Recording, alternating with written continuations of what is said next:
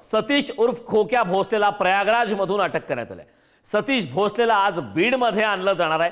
बीडला आणण्यासाठीची कायदेशीर प्रक्रिया सुरू आहे। तर बीड पोलीस सतीश भोसलेवर काय कारवाई करणार याकडे मात्र राज्याचं लक्ष लागलंय। त्यामुळे आज दिवसभरात या संदर्भातल्या काय घडामोडी घडतात हे पाहणं महत्त्वाचं आहे। खरं तर सतीश भोसले हा आष्टी विधानसभा मतदारसंघाचे भाजपचे आमदार सुरेश धस यांचा निकटवर्तीय त्यांचा कार्यकर्ता असल्याचं स्पष्ट झालंय। त्यामुळे आता राजकीय दबाव सुद्धा वाढतोय। आरोप प्रत्यारोप सुरू आहेत। प्रयागराजमधून सतीश भोसलेला ताब्यात घेण्यात आलंय। आज बीडमध्ये आणलं जाणार आहे। त्यामुळे कायदेशीर बाबतीत आज नेमकी काय कारवाई केली जाते हे पाहणं महत्त्वाचं आहे। तुर्तास तरी सतीश भोसले या संदर्भातली मोठी अपडेट आहे। सतीश उर्फ खोक्या भोसलेला प्रयागराजमधून अटक करण्यात आली। सतीश भोसलेला आज बीडमध्ये आणलं जाणार आहे। खरं तर ज्या प्रकारचे व्हिडिओ बीडमधून समोर येत आहेत त्यामुळे सतीश भोसलेने क्रूर पद्धतीनं अमानुष पद्धतीनं मारहाण केल्याचा एक व्हिडिओ व्हायरल झाला आणि त्यानंतर हा खोक्या चर्चेत आला।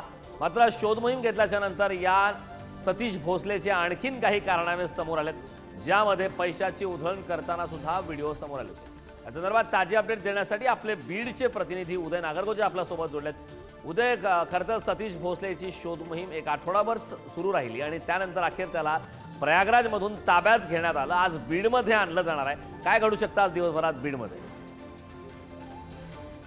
बीड पोलिसांना मिळालेल्या माहितीनुसार उत्तर प्रदेश पोलिसांना माहिती देण्यात आली होती आणि त्यानंतर त्याला प्रयागराजमध्ये उत्तर प्रदेशच्या पोलिसांनी अटक केलं आणि आता त्यानंतर त्याला तेथील न्यायालयात हजर केलं जाणार आहे। दरम्यानच्या काळात बीडचं पथक देखील प्रयागराजकडे रवाना झालंय।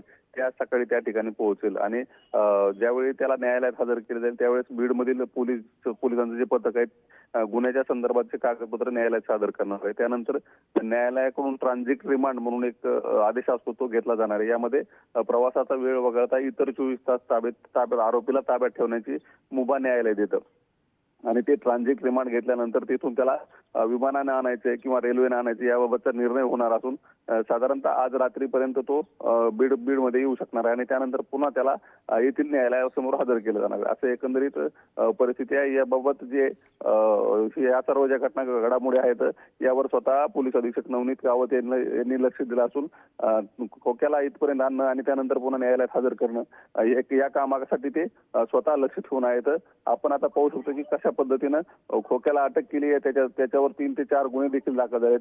वन विभागाने देखील 2 गुन्हे दाखल केलेले आहेत। त्यामुळे आता त्याला पोलीस कोठडी किती दिवसाची मिळते हे देखील पाहणं महत्त्वाचं ठरणार आहे। करण, नक्कीच उदय, खूप खूप धन्यवाद या महत्त्वाच्या माहितीबद्दल।